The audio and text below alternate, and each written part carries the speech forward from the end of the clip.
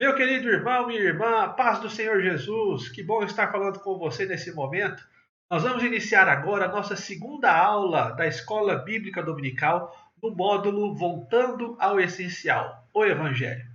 Na aula passada, nós tratamos acerca da importância do Evangelho e o problema que muitas igrejas têm sofrido por dar lugar à centralidade do Evangelho, da palavra e da vontade de Deus em suas vidas para qualquer outra coisa, né? Que podem ser suas próprias vontades, que podem ser tantas coisas que têm tomado o lugar de Cristo e da centralidade da mensagem e da palavra na vida da igreja, na vida do povo, fazendo com que tantas igrejas vivam, não é, por aí perdidas, sem rumo, e levando também ao surgimento de tantas pessoas decepcionadas com a igreja. Por quê? Porque o seu coração estava em cima de uma mensagem alheia ao evangelho. Porque os corações dessas pessoas estavam em cima de promessas que não são parte da Bíblia. Por isso a importância de nós conhecermos o verdadeiro evangelho expresso por Deus na sua palavra, em cima do qual podemos depositar a nossa confiança, o nosso coração, a nossa esperança e, acima de tudo, tendo a certeza que, tendo tudo isso depositado no Evangelho, não seremos frustrados. Se nós conhecermos o Evangelho de verdade, eu e você que conhecemos o Evangelho que é Cristo, morto e ressurrecto, que desceu ao inferno, venceu o diabo e conquistou para nós o perdão de todos os nossos pecados pelo sacrifício na cruz, e que agora nos dá acesso ao Pai, pelo qual nós podemos estar agora reconciliados através de Jesus. Nós que conhecemos a esta mensagem tão preciosa, não tememos nada mais e passamos a entender o que Paulo diz: se viver é Cristo, morrer é lucro.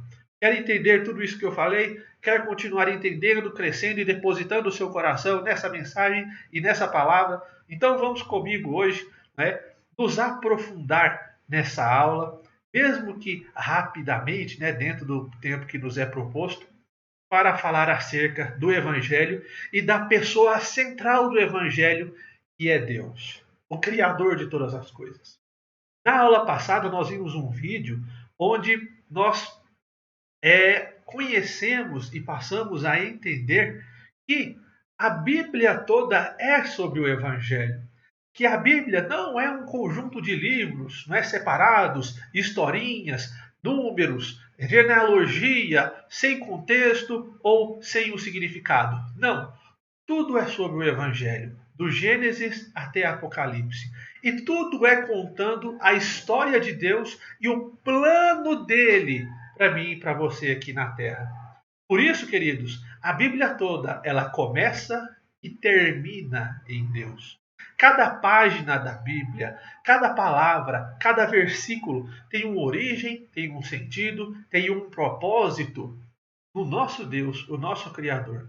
Ele é a razão de tudo, ele é o início de tudo, ele é aquele que sustenta todas essas coisas.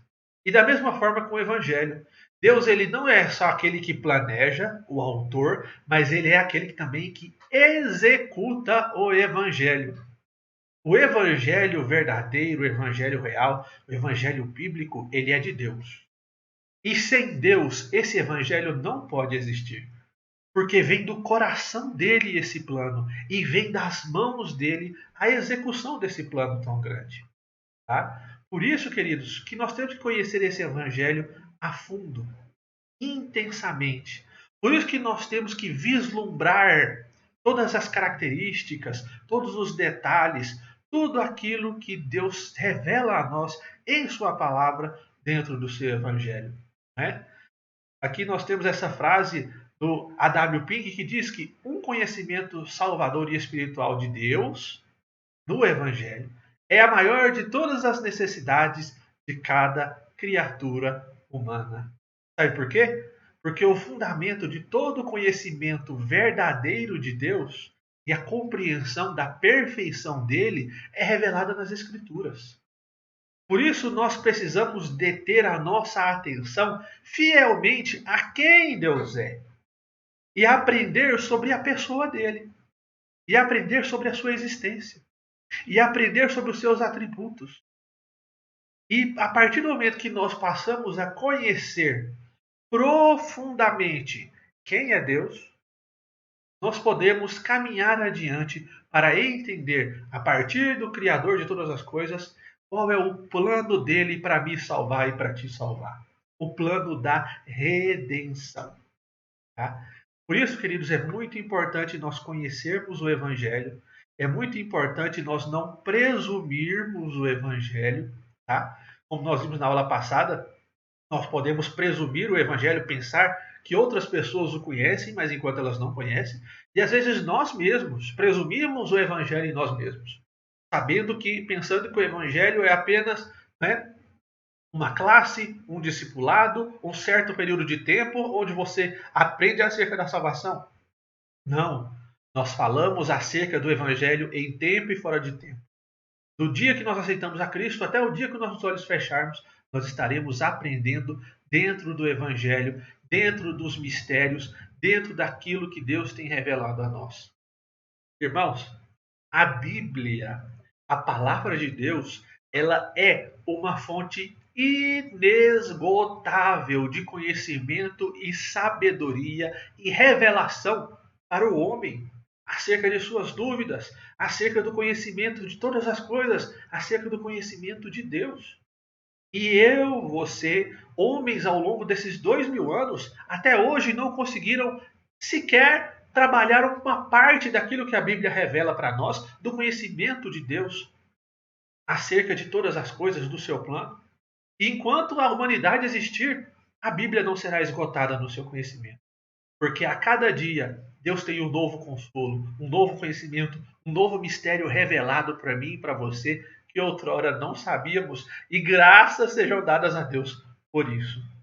E para nós começarmos, nós vamos falar de uma característica muito interessante e muito importante que eu e você conhecemos, que muitas pessoas conhecem e citam, mas não sabem explicar. Essa característica que é justamente a Trindade e sua natureza. A doutrina da Trindade, ela diz exatamente o seguinte: que há somente um Deus, somente um Deus. Por isso nós somos monoteístas, porque nós cremos em um somente Deus, que existe eternamente em três pessoas distintas. E quem são essas três pessoas distintas? Por ser Trindade, três: Pai, Filho e Espírito Santo. Explicando em outras palavras, explicando de outra maneira, nós podemos entender que a doutrina da Trindade nos diz que Deus, ele é único em essência. Deus, ele é um só, não há outro. Mas ele é triplo em personalidade. Tanto o Pai, como o Filho, como o Espírito Santo são pessoas completamente distintas, diferentes. Tá? São pessoas que são independentes. Mas todas essas três pessoas são completamente Deus. Esse diagrama aqui ele nos ajuda a entender isso que nós acabamos de falar. O Pai, o Filho e o Espírito Santo são três pessoas diferentes. O Pai não é o Espírito Santo, o Pai não é o Filho e o Filho não é o Espírito Santo. São pessoas independentes, distintas. Mas os três são plenamente Deus. Não é que Deus seja formado por um terço do Pai, um terço do Filho e um terço do Espírito Santo. Não, eles são somente um e cada um é 100% Deus, não 33,333%. O Pai é 100% Deus. O Espírito Santo é 100% Deus. O Filho é 100% Deus. E os três juntos são integrais e plenos. Tá? É muito importante nós entendermos isso, nós conhecermos a fundo essa doutrina da Trindade. É uma matemática que o homem não compreende, onde um mais um é um, não é três. Onde Pai, Filho e Espírito Santo somados resultam em Deus. E todos eles são plenamente Deus. E todos eles são pessoas completamente distintas. Tá? O Pai, o Filho e o Espírito Santo são pessoas distintas. E isso nós vemos quando nós passamos a entender a relação entre eles dentro do Evangelho. Quando nós vamos lá para João 3,16, porque Deus amou o mundo de tal maneira que Deus fez? Enviou o seu Filho, deu o seu Filho unigênito para aquele que para aquele que crê não pereça, mas tenha a vida eterna. Deus deu o seu Filho, o Pai envia o Filho, ou seja, pessoas distintas, pessoas diferentes. E a Bíblia continua dizendo ainda mais, no versículo 10 do capítulo 16 de João, que da mesma forma que Deus envia o seu Filho, o Filho, ao cumprir a sua missão, ao cumprir o seu dever, ao nos salvar, ele retorna, ele volta para o Pai. Jesus disse, porque eu vou para meu Pai e não mais me vereis. Mas não para por aí. Nós temos que também o Pai e o Filho enviam a terceira pessoa da Trindade, que é o Espírito Santo. Lá em Atos, 2,33, também como em João 14,26, Jesus promete o Espírito Santo, mas aquele Consolador, o Espírito Santo, a quem o Pai enviará em meu nome. A quem o Pai enviará em meu nome. Deus, Pai. Deus, Filho, enviando Deus Espírito Santo. Né? Por isso, queridos, nós temos que compreender que todos eles são pessoas distintas, todos eles se manifestam a nós dizendo eu, e referem-se aos outros como vós. Né? Nós temos que o Filho trata a si mesmo como eu, e o Pai e o Espírito Santo como vós. Né? Isso é muito belo, pessoas distintas. Né? Olha para você ver, nós temos, mas aquele Consolador, o Espírito Santo, que o Pai enviará em meu nome, esse vos ensinará todas as coisas. As três pessoas da Trindade com papéis distintos, mostrando a independência deles. Tá? Por isso, nós temos que entender que elas são três pessoas diferentes. E todas as três são plenamente um único Deus. Não são três deuses. Tá? E não são três formas de olhar para Deus ou três papéis que Deus exerce no mundo. Não, são três pessoas diferentes, igualmente importantes, igualmente eternos e igualmente Deus. Tá? Por isso, queridos, a Bíblia nos mostra a independência da Trindade, a unidade dessa Trindade durante toda a sua revelação. Pai, Filho e Espírito Santo são idênticos em características como poder, amor, misericórdia, justiça, santidade e todas as demais qualidades divinas. Nós temos que entender e conhecer a Trindade e a importância da mesma para nós podermos honrar a Deus, falar com Deus, orar a Deus da maneira devida, aprofundando a nossa adoração a Ele da maneira correta que nós devemos fazer. Tá? Veja como é importante você ter fixo em sua mente a Trindade no momento da oração. Por exemplo, a Bíblia ela nos chama a orar ao Pai, orar a Deus Pai, através dos méritos do Filho, através de Jesus. Por isso que nós oramos em nome de Jesus. Por isso que nós falamos com Deus em nome de Jesus. E tudo isso com a força do Espírito Santo de Deus, que é aquele que fala ao nosso coração, que habita em nós. Por isso, querido, conforme nós vamos amadurecendo na fé, nós passamos a entender essa profundidade da Trindade e a conhecer essas três pessoas que são Deus, que nos traz pleno conforto, consolo e capacidade de orar e adorar a Ele naquilo que Ele é. Por isso, queridos, esse conceito da Trindade é um conceito profundo e é um conceito que a ciência não explica. É um conceito que a filosofia não explica. Mas é um conceito que, através da fé, nós cremos.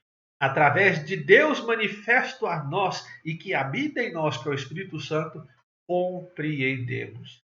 Que maravilha, não? Então, uma primeira característica muito importante que nós temos que entender. a Trindade e sua natureza. Segunda característica que nós vamos abordar na nossa aula de hoje. A segunda característica que nos descreve acerca da pessoa de Deus e quem Ele é. Deus e sua completa autossuficiência. Deus ele é autossuficiente. Ele não precisa de ninguém. Ele não precisa de nada externo a ele que o ajude a existir. A existência dele é baseada nele pura e simplesmente e em nada mais. A Bíblia, lá no Gênesis, quando vai nos relatar acerca da criação, diz: no princípio Deus. E quando diz no princípio, ele está falando um certo tempo. Há muito tempo atrás, Deus escolheu criar todas as coisas. E se Deus, há certo tempo atrás, ele escolhe criar todas as coisas, é porque nada existia. É porque nada havia para que, a partir daquilo, Deus pudesse criar a não ser Ele mesmo. Inclusive, queridos, havia um tempo onde sequer o tempo existia. Porque o tempo é uma criação de Deus. O espaço é uma criação de Deus. Por isso nós podemos dizer, existia um tempo, entre aspas, ou seja, um tempo fora do tempo, antes de Deus criar o tempo, onde Deus existia plenamente como Ele é, em Deus Pai, Filho e Espírito Santo e nada mais. Autossuficiente, puramente como Ele é. Um tempo onde não existia o céu, onde hoje manifesta a glória de Deus. Um tempo onde não existia a terra, onde Deus fosse criar o homem, o animal e ocupar a sua atenção. Um tempo onde não existiam os anjos que lhe entoassem louvores, cânticos, ações de graças e glórias. Um tempo onde não havia ninguém senão Deus, junto de sua trindade, exigindo em si mesmo e em seu próprio ser. Um tempo fora do tempo, porque até o tempo é algo criado por Deus. Por isso, Efésios capítulo 1, versículo 11, nos diz que a criação é um ato completamente soberano da parte de Deus. Ele decide fazer as coisas. Não é produzido nada fora de Deus. É produzido a partir da vontade dele. É um ato completamente soberano da vontade dele. Por isso que o versículo diz, ele faz todas as coisas segundo o conselho da sua vontade. O ato de Deus criar é uma manifestação da vontade dele, que transborda em uma criação gloriosa. É certo que o Senhor exige lealdade, serviço de suas criaturas, mas ele, queridos, não extrai benefício nenhum disso tudo. Quem extrai benefício da obediência, da lealdade, eu e você que obedecemos a Deus, somos nós mesmos, porque somos criados para isso. Deus não precisa de nada que eu e você possa fazer. Deus ele é autossuficiente. Não existe nada que você possa dar para Deus que Deus precise. Deus não precisa de nada, meus irmãos. Tudo que ele traz à existência é pelo transbordar da sua glória. Tudo que ele traz à existência é pela manifestação gloriosa do seu poder. Não porque ele precise disso, mas porque Deus é tão maravilhoso que ele não contém em si mesmo a glória. E isso nós vamos ver na aula que vem, e eu não vou abordar isso mais a fundo. Na aula que vem nós vamos ver a criação como transbordar da glória divina. Uma aula muito bela. Tá? Mas continuando no nosso assunto, né? Não há nada que nós possamos fazer para Deus que ele precise. Lá em Romanos capítulo 11, versículos 34 e 35 diz: quem conheceu a mente do Senhor? Ou quem foi o seu conselheiro? Quem primeiro lhe deu para que alguém o recompense? Quem? Deus não existe precursor dele. Ele é o autor de todas as coisas e ele é o precursor de tudo. aquele a partir de tudo vem a existência. Tá? Aí você pode dizer, irmão João, Deus ele pede que nós o obedeçamos. Obediência, princípio de santidade. E é necessário que nós obedeçamos a Deus para encontrar o favor dele. Ou seja, Deus precisa da nossa obediência. Estou certo? Não, estou erradíssimo. Deus não precisa de nada de nós, irmãos. Nós que precisamos obedecer a Ele para desfrutar das benesses. Lucas, capítulo de número 17, versículo de número 10, nos diz: assim também vocês, quando tiverem feito tudo o que lhes for ordenado, devem dizer: somos servos inúteis, apenas cumprimos o nosso dever. Meu querido, a partir do momento que você reconhece, que você conhece quem é Deus, o que Deus faz, as maravilhas das suas obras, a possibilidade que Deus, em seu coração, pensou e planejou de eu e você existirmos, de nós virmos à existência, desfrutarmos de um mundo tão grande, desfrutarmos de maravilhas tão belas criadas pela mão dele. Meus queridos, não há nada que nós possamos fazer que possa recompensar ou pagar aquilo que Deus fez por nós, e ele também não precisa disso. E é isso que Paulo diz nesse versículo, que é impossível nós submetermos a todo o poderoso, a partir de qualquer obrigação, como criatura, de forma a recompensá-lo. Não. Ele nada ganha de nossa parte. Nada. Nada ganha de nossa parte. Deus ele decide criar a natureza, os céus, a terra, as galáxias, as estrelas, todo o universo, não para preencher uma lacuna, um vazio, mas para comunicar a alegria, a felicidade e a glória de Deus. Para mostrar tudo aquilo que Ele é e manifestar tudo aquilo que Ele é. Por isso, queridos, Deus ele é autossuficiente. Deus ele não precisa de nada. E tudo que nós conhecemos, tudo que existe, eu e você, não existimos porque Ele precisa, mas existimos porque Ele é tão grande que Ele não contém em si mesmo. Ele precisa se manifestar a sua glória, porque ele é bom. Tá? Por isso, Deus não preenche lacunas vazias em sua existência ao nos criar. Pelo contrário. Tá? Ele que nos cria a partir da sua glória e nos permite ver tão grande, quão bondoso e quão indispensável Deus é para nós, e não nós para Ele. Amém? Então, completa autossuficiência de Deus. Uma característica que nós devemos ter firme em nossas mentes e em nossos corações. Em terceiro lugar, a supremacia de Deus. Supremacia de Deus. A supremacia de Deus nos mostra que existe uma infinita distância que nos separa de Deus em tudo. Em poder, em majestade, em maravilha, em todas as coisas. Existe uma infinita distância que nos diferencia do nosso Criador. E nem sequer nos permite igualar, nos comparar a Ele. Isaías capítulo 40, versículo 15 e 18, olha o que o profeta diz. Na verdade, as nações são como a gota que sobra sobre o balde. O que é uma gota, queridos irmãos?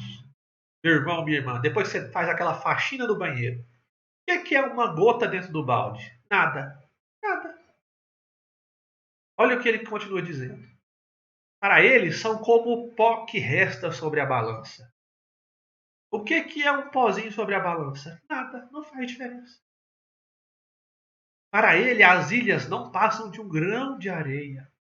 Nem as florestas do Líbano seriam suficientes para o fogo do seu altar. Nem os animais lá bastariam para o holocausto. Diante dele, todas as nações são como nada. Para ele, são sem valor e menos do que nada. Olha isso, irmãos. Nós sequer podemos dizer que perante Deus somos nada. Nós somos menos do que nada. E ele continua. A quem vocês compararão a Deus? como poderão representá-lo? Não tem como. E ele continua nos versículos 22 a 23, dizendo que Deus se assenta no seu trono, numa cúpula alta, acima, bem acima da terra, cujos habitantes são nada mais do que pequeninos gafanhotos. E ele estende o céu como um forro e os arma como uma tenda para que eu e você possamos habitar. E continua dizendo que ele aniquila os príncipes e reduz a nada os juízes desse mundo. Esse, queridos, é o Deus das Escrituras. E isso tudo para nos mostrar que Deus ele é completamente supremo, inalcançável e incomparável. Eu e você, queridos, não conseguimos afetar o Altíssimo em nada. As próprias Escrituras nos falam, né, lá em Salmo 2,4, aquele que habita nos céus rirá e zombará daquele que tentar se levantar contra ele. Porque não tem como se levantar contra o Criador dos céus e da terra, de todas as coisas. Não tem como. Por isso, quando o salmista vai louvar a Deus, ele fala que tudo é do Senhor. Senhor, tua é a magnificência, o poder, a honra, a vitória, a majestade, porque tudo quanto há nos céus e na terra é teu, Senhor. Teu é o reino, teu é o poder, tua é a glória, tua é a majestade para sempre. Tu dominas sobre tudo. Não há, queridos irmãos, no céu, na terra, nem debaixo da terra, uma força mínima que ofereça um pouco de resistência à vontade e àquilo que Deus é. Deus ele é supremo, queridos. Jó, capítulo 42, versículo 2, Jó afirma de maneira muito bela, dizendo: Sei, ó Deus, que tudo podes, e que nenhum dos seus pensamentos podem ser impedido. Sabe por quê? Porque não existe nada, sabedoria, inteligência ou conselho que eu e você possamos dar ao Senhor. Porque Ele sabe de todas as coisas. Ele é o que cria todas as coisas. Deus, queridos irmãos, Ele é infinitamente supremo, superior e maior do que tudo e que todos. Eu e você só existimos porque Ele existe e nos chamou à existência. Nós sequer existimos. Eu e você não podemos falar que nós existimos. Na verdade, nós subsistimos na existência de Deus. Quem existe é Ele. E porque Ele existe, eu e você existimos. Por isso nós subsistimos. Porque dependemos da existência dele para existirmos. Tá? Então essa é uma outra característica muito importante na nossa aula de hoje. A supremacia de Deus. Próxima característica. A soberania de Deus. O que é a soberania de Deus? Soberania é uma consequência da supremacia. Como Deus é supremo, incomparável, igual ele não há, domina todas as coisas, traz todas as coisas à existência, céus, terra, anjos, homem e por aí vai. Por isso ele pode todas as coisas e a vontade dele é suprema. Lá em Isaías, capítulo de número 46, versículo de número 10, ele diz: O meu propósito permanecerá de pé e eu farei a minha vontade. A soberania divina, irmãos, faz de Deus o que ele de fato é. Deus Todo-Poderoso, que segue somente o conselho da sua vontade. Não há quem possa aconselhar a Deus. Não há um tributo, queridos, mais maravilhoso do que esse, a supremacia de Deus. Nos mostrando que tudo está no controle dele. E não existe, queridos, consolo maior do que esse na vida do crente. Não existe um consolo mais maravilhoso do que esse na vida do crente, do que saber que Deus é soberano, que Deus tem todas as coisas sob o seu controle, que aquele que nos trouxe à existência e cuida das nossas vidas é aquele que domina todas as coisas. Esse é um consolo, queridos, para as nossas vidas sem igual. É um consolo que, independente da luta, da dificuldade, da tristeza, da adversidade, nós podemos saber que Deus ele é supremo, soberano e toma conta de tudo e tem tudo sob o domínio das suas mãos. Esse é o Deus que nós cremos. Esse é o Deus único e trino.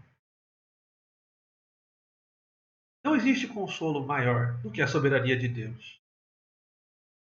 Porque Deus é aquele que dirige soberanamente todas as coisas. E não existe, queridos, uma doutrina que pode ser mais odiada pelo mundo. Porque os homens, queridos, eles querem ter o controle das coisas. O Adão, o homem mau que existiu dentro de mim e de você, que foi vencido e morto na cruz do Calvário, esse gosta de ser o centro das coisas. Esse gosta de fazer-nos perder o nosso propósito criado por Deus, de tê-lo como centro das nossas vidas. O homem, queridos, o homem natural, ele quer Deus em todos os lugares, concedendo bênçãos, concedendo maravilhas, menos no centro, no seu trono, onde ele está. Porque o homem é aquele que quer estar no controle de todas as coisas. Tá? Por isso, queridos, Deus ele é soberano. Isaías 45, versículo 9 nos diz: ai daquele que contende com seu Criador.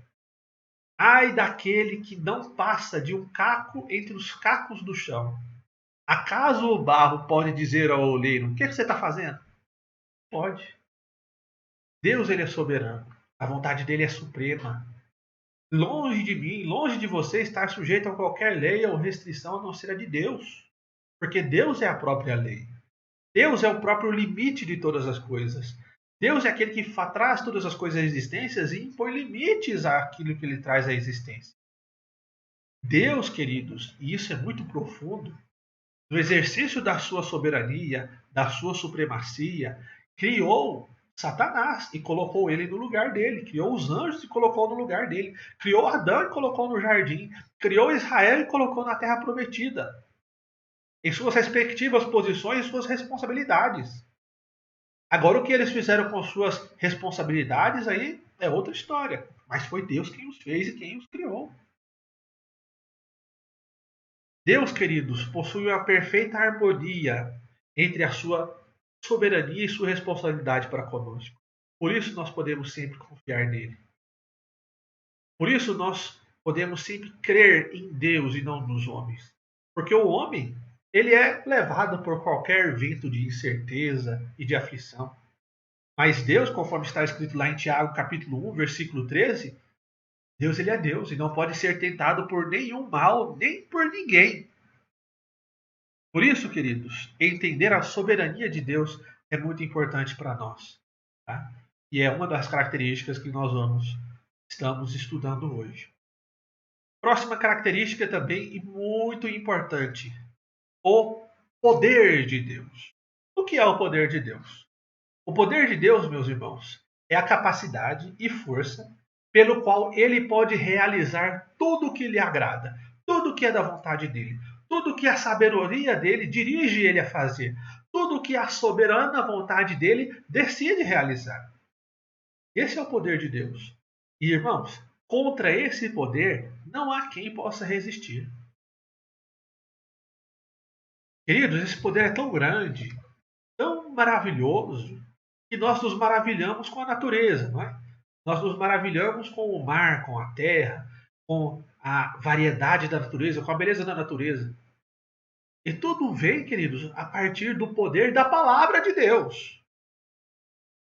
Deus ele coloca a mão na massa para criar o homem. Mas para criar o restante das coisas, Deus só ordena que haja. E toda a maravilha da natureza que nós conhecemos vem apenas da ordem da palavra de Deus para as coisas virem à existência. Por isso, queridos, o poder de Deus é como ele mesmo, é infinito, é eterno, é incompreensível, não pode ser restringido, não pode ser refreado, nem pode ser frustrado por qualquer uma das criaturas.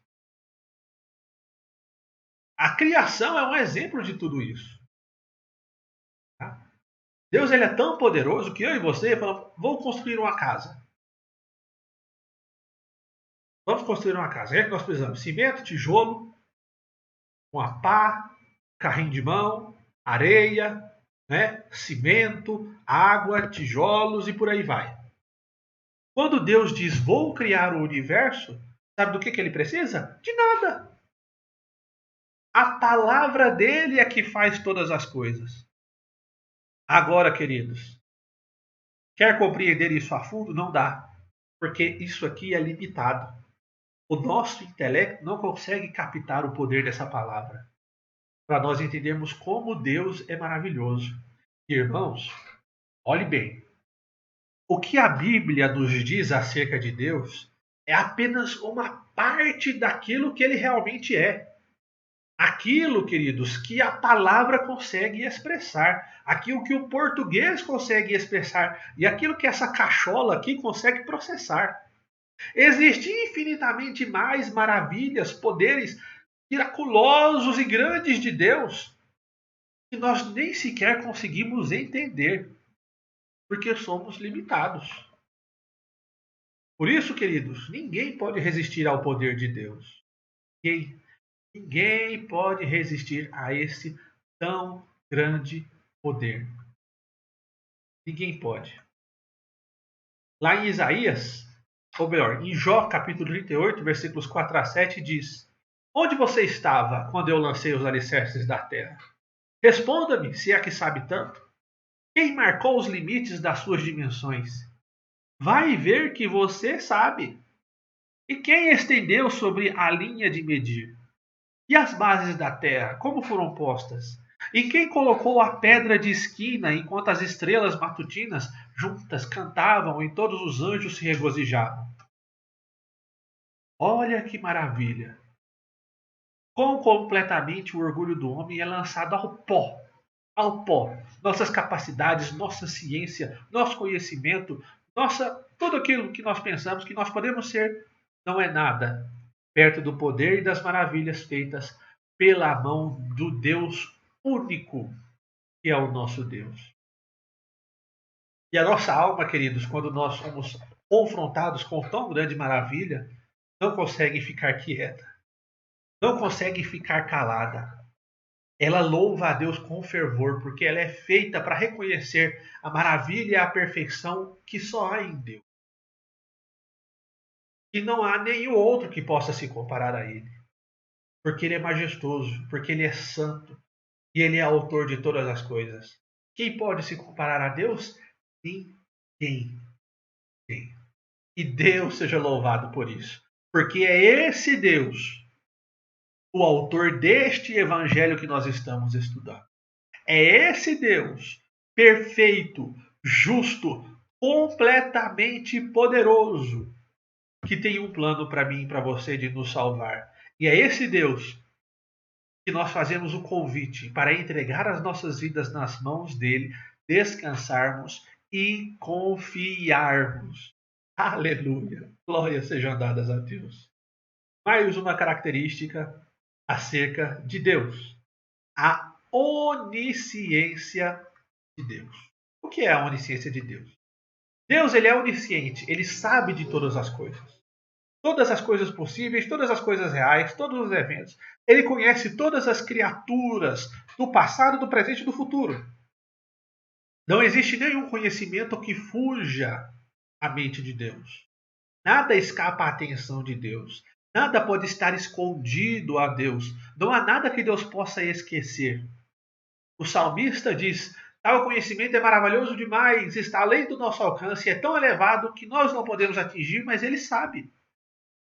Isaías 45, ou melhor, Salmo 139, versículo 2 a 4 diz: Sabes quando me sento, quando me levanto. De longe percebes meus pensamentos. Sabe quando trabalho e quando descanso. Todos os meus caminhos te são conhecidos. Antes mesmo que a palavra me chegue à língua, tu já o conheces, Senhor. A perfeição, queridos, da onisciência de Deus é exemplificada nas tantas profecias que nós temos na Bíblia.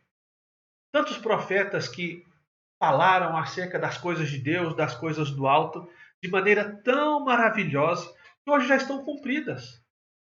Que aquele povo não conhecia, que aquele povo sequer sabia o que aquelas palavras diziam acerca de Israel, acerca de Cristo, e que Deus, 700, 1000 anos antes, já profetizava.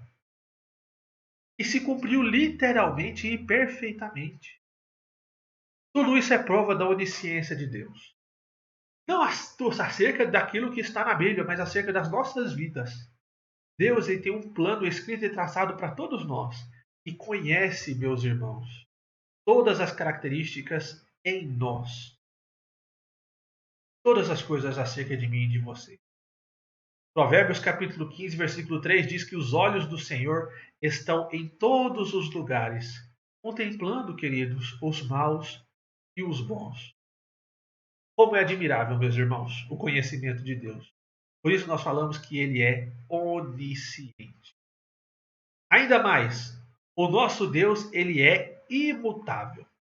Irmãos, isso é uma característica tão bela, tão maravilhosa, porque isso difere Deus de todas as suas criaturas mais ainda. Deus, ele é perpetuamente o mesmo. Ele não é sujeito a mudança. Ele não é sujeito a variações.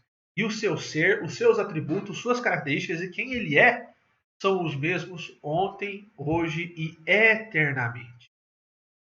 A Bíblia fala que nós não somos, mutáveis, errantes. Nós somos como um mar agitado que não pode se quietar.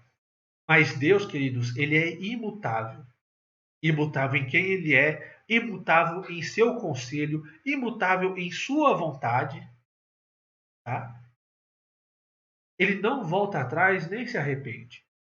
Lá em Tiago, capítulo 17, capítulo 1, versículo 17, diz: Toda boa dádiva e todo dom perfeito vem do alto, descendo do Pai das luzes, que não muda como sombras inconstantes. Quem muda somos eu e você. Aí você pode dizer, mas irmão João, e lá na história de Noé, do dilúvio? Lá diz que Deus se arrependeu de ter feito o homem. Tá? Mas, queridos, quando nós vamos para Números 23, 19, nos diz que Deus não é homem para que minta, nem o filho do homem para que se arrependa. Por isso, quando diz que Deus se arrependeu de ter feito o homem, foi uma palavra que o autor encontrou para mostrar que Deus tinha um novo plano para a sua humanidade. Para mostrar que Deus tinha uma nova ação para aquele povo que ele iria praticamente recriar ali. Ele descreve essa conduta em termos de se arrepender. Mas não significa arrepender-se. Significa um novo plano para esse povo. Meus irmãos, se Deus mudasse como eu e você, se Deus quisesse uma coisa hoje e outra coisa amanhã, se Deus fosse controlado por caprichos, por impulsos, por inconstâncias descontroladas, quem confiaria nele? Mas não, ele é imutável. E por isso nós podemos depositar toda a nossa confiança nele, porque ele é o mesmo ontem, hoje e eternamente. E glórias sejam dadas a ele por isso. E para finalizar, queridos, a última característica, a santidade de Deus. É uma característica que a Bíblia elenca do início ao fim, falando que Deus é santo. Não somente santo, mas triplamente santo. Santo, santo, santo. Nele, queridos, nós encontramos todas as excelências e perfeições morais. Deus, ele é a pureza absoluta. E não existe nele nem sequer um pecado ou sombra que possa manchá-lo. Tá? Por isso, lá em Abacuque, capítulo 1, versículo 13, diz: Tu és tão puro de olhos que não podes ver o mal e não podes contemplar qualquer tipo de maldade. A pureza de Deus, querido, é o esplendor de todas as suas sublimes características. Sua verdade é a sua santa palavra, em quem nós podemos confiar plenamente. E Deus é santo, queridos, porque dele só podemos esperar coisas excelentes, coisas perfeitas. E santidade é o padrão de todas as ações de Deus. E por ele ser santo, meus irmãos, Não podemos esperar de Deus que ele suporte o pecado. Por ele ser santo, nós podemos esperar que ele suporte qualquer tipo de imperfeição. Pelo contrário, Deus ele odeia o pecado. Deus ele odeia o erro e Deus ele odeia qualquer tipo de ação que fuja daquilo que é o padrão de santidade e perfeição dele. Provérbios capítulo 3, 32 diz que o perverso é uma abominação para o Senhor. No capítulo 15, versículo 26 diz que abomináveis são para o Senhor o pensamento do homem mau. Por isso, queridos, a santidade atribuída pelas Escrituras ao caráter de Deus, ela me mostra e te mostra que ele jamais poderia ser um fruto de uma imaginação humana. Porque nas religiões que nós vemos mundo afora, no paganismo, nos deuses imortais, mentirosos, mesquinhos, de pau, de pedra, de barro, eles são reflexos, queridos, da imperfeição humana. São reflexo dos próprios homens que os criaram. Deuses ignorantes, deuses mentirosos, deuses mesquinhos, raivosos. O Deus verdadeiro, meu querido irmão, não tem nada a ver com isso. O Deus único e verdadeiro mostrado na Bíblia, ele tem completamente aversão a todas essas características dos outros deuses com D minúsculo. O Deus verdadeiro e único jamais poderia ser inventado pelo homem. Tá? Porque o homem é incapaz de imaginar um ser santo, perfeito, como o nosso Deus, único e verdadeiro. Amém? Por isso, concluindo a nossa aula, em primeiro lugar, tudo o que nós pensamos, falamos ou pensamos em fazer, ele tem prioritariamente a ver com Deus. Queridos, nós somos naturalmente, por natureza, por cultura, antropocentristas. Achamos que tudo tem a ver comigo e com você. Não, tudo errado. Pensamos que tudo tem a ver conosco e a partir disso pensamos como isso me afeta. Como eu devo pensar sobre isso? Mas quando nós sabemos que de Deus vem todas as coisas, nós vemos que nada tem a ver conosco e tudo tem a ver com Ele. Por isso, a partir do conhecimento de Deus e da sua perfeição, nós passamos tudo a pensar a partir do pensamento dele, daquilo que ele pensa e daquilo que ele quer. Sobretudo, a partir do momento que nós conhecemos a Deus e entregamos a nossa vida a Ele, nós pensamos a pensar no universo a partir do conhecimento de Deus. Nós passamos a viver a partir do conhecimento de Deus. Nós passamos a enxergar a nós mesmos a partir da maneira que Deus nos enxerga e manifesta em Sua palavra.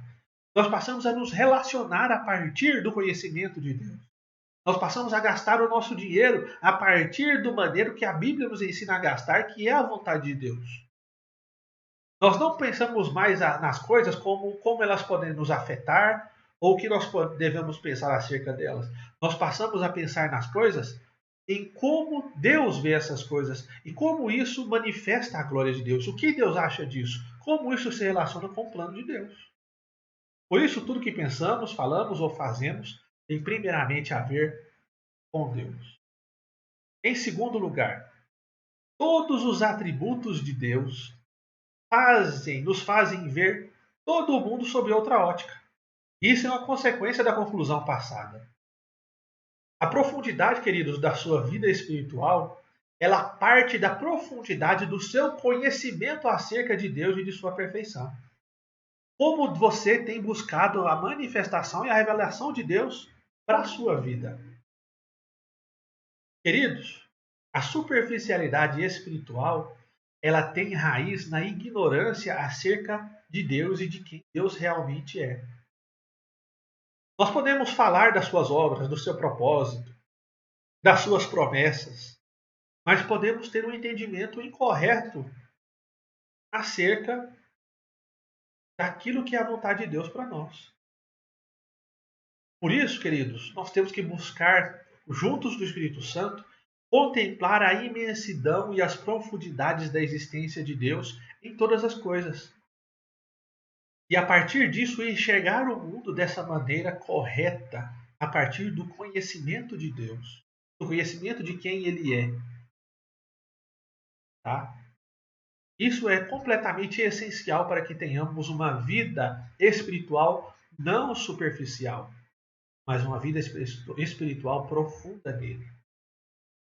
Em terceiro lugar, devemos conhecer mais a Deus. Tá? E conhecendo mais a Ele, nós somos impelidos naturalmente a adorá-lo.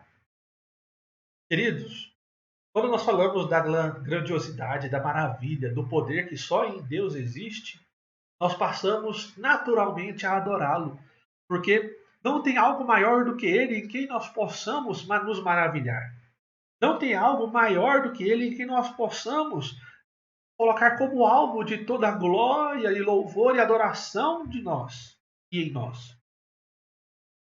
Conhecer, querido, as coisas sobre Deus tem valor nenhum se nós não vemos isso como um Deus verdadeiro, real, íntimo, dinâmico para todos nós.